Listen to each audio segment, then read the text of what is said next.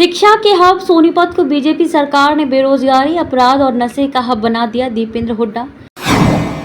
BJP की तानाशाही का अंत निकट। 1 अक्टूबर को हरियाणा की जनता बीजेपी को सत्ता से बाहर कर देगी।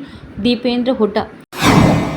बीजेपी सरकार ने अपनी झूठी घोषणाओं पर आचार संहिता का पर्दा डालने के लिए प्रदेश में जल्द चुनाव घोषित करा दिए। दीपेंद्र हुड्डा। भाजपा ने हरियाणा वासियों को टूटी सड़कें, सड़कों पर बहते सीवर, जल भराव और बिजली पानी की किल्लत झेलने को मजबूर किया। दीपेंद्र हुड्डा। सांसद दीपेंद्र हुड्डा आज हरियाणा मांगे हिसाब अभियान के तहत गोहाना विधानसभा में पद यात्रा के लिए पहुंचे।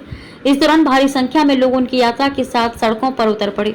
पद यात्रा नई सब्जी मंडी रेस्ट हाउस के सामने सोनीपत रोड से शुरू होकर परशुराम चौक, बाबा साहेब भीमराव अम्बेडकर चौक, फव्वारा चौक, महर्षि वाल्मीकि चौक, समता चौक, दीनबंधु सर, छोटूराम चौक, पुराना बस अड्डा होते हुए पुरानी अनाज मंडी स्थित महाराजा अग्रसेन चौक तक हुई। इस अवसर पर दीपेंद्र हुड्डा ने कहा कि शिक्षा के हब सोनीपत को बीजेपी सरकार ने बेरोजगारी, अपराध और नशे का हब बना दिया।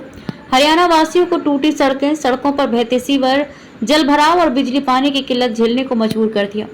उन्होंने सीधा सवाल किया कि बीजेपी बताए बोटाना में यूनिवर्सिटी कहाँ गई, गर्ल्स कॉलेज का क्या हुआ, IMT का क्या हुआ, राइस मिल का क्या हुआ, बारिश के पानी की निकासी का क्या हुआ, नहरी पानी कम क्यों आ रहा है, हर गांव में जलापूर्ति की समस्या दूर क्यों नहीं हुई। कांग्रेस की हुड्डा सरकार के समय पूरे हरियाणा में 81 किलोमीटर मेट्रो बनी और 4 शहर मेट्रो से जुड़े। क्या कारण है कि बीजेपी के 10 साल में यहाँ मेट्रो का एक खंभा भी नहीं बन पाया?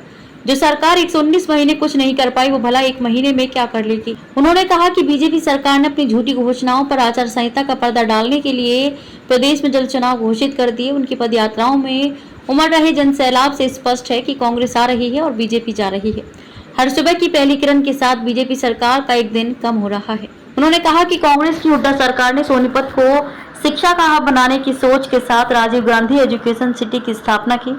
कांग्रेस सरकार की सोच थी कि हमारे नौजवान शिक्षा और खेल की तरफ अपना भविष्य बनाए। इसी सोच के साथ यहाँ बाबा Saheb Bhimrao Ambedkar national law university बनी, चौधरी छोटूराम यूनिवर्सिटी बनी, भगत फूल सिंह महिला यूनिवर्सिटी खानपुर, भगत फूल सिंह महिला मेडिकल कॉलेज, निफ्टम, IIIT समेत कई प्राइवेट यूनिवर्सिटी लेकर आए। भारत सरकार और हरियाणा सरकार की कई संस्थान आए। भाजपा ने शिक्षा के हब सोनीपत को अपराध और नशे का हब बना दिया। उन्होंने कहा कि भाजपा सरकार यहाँ एक कोई स्कूल, कॉलेज, यूनिवर्सिटी लाना तो दूर, हमारे समय बड़ी डाइट पर भी ताला लगवा दिया। बीजेपी ने 10 साल में इलाके के विकास के लिए कोई काम नहीं किया। दीपेंद्र हुड्डा ने कहा कि सत्ता के अहंकार में मदमस्त हो चुकी बीजेपी सरकार ने पंचों सरपंचों की पगड़ी को भी उछालने का काम किया। इस सरकार ने तानाशाही की सारी सीमाओं को पार करते हुए पंच, सरपंच समेत हर वर्ग का अपमान किया। पहले किसानों, बेरोजगार युवाओं, पुरानी पेंशन इसकी मांग रहे कर्मचारियों, आंगनबाड़ी, आशा वर्कर, मनरेगा मजदूर, गांव के चौकीदार, सफाई कर्मचारियों को लाठियों से पीटा। फिर पंचकूला में सरपंचों पर भी खुलेआम लाठियां बरसाई। लेकिन अब बीजेपी की तानाशाही का अंत होने वाला है। 1 अक्टूबर को हरियाणा की जनता बीजेपी को सत्ता से बाहर कर देगी। सांसद दीपेंद्र हुड्डा ने कहा कि यहाँ हर ढाबे के बाहर पुलिस का पहरा लगा हुआ है। भाजपा ने अपराध की ऐसी स्थिति बना दी कि आज हर गांव से कोई न कोई गैंगस्टर, अंडरएज शूटर निकल रहा है। हरियाणा अपराधियों की शरण स्थली बन गया है। पूरे प्रदेश में अपराध बेकाबू हो चुके हैं।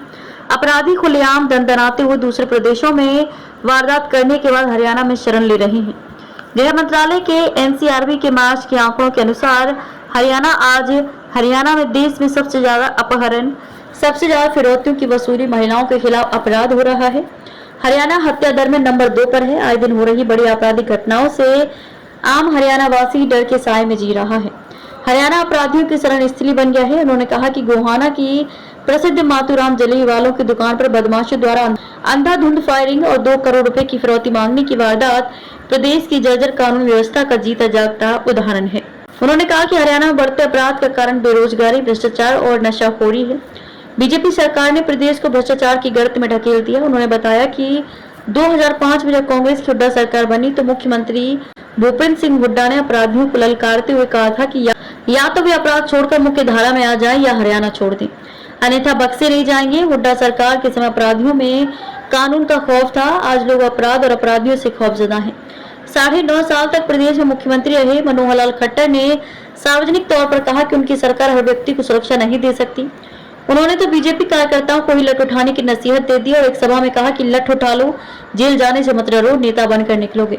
जब प्रदेश का मुखिया ही ऐसी बयानबाजी कर रहा हो जिससे अपराधियों को हौसला बढ़े, तो फिर अपराध और अपराधी तो बेकाबू होंगे ही। ब्यूरो रिपोर्ट बिंदास हरियाणा।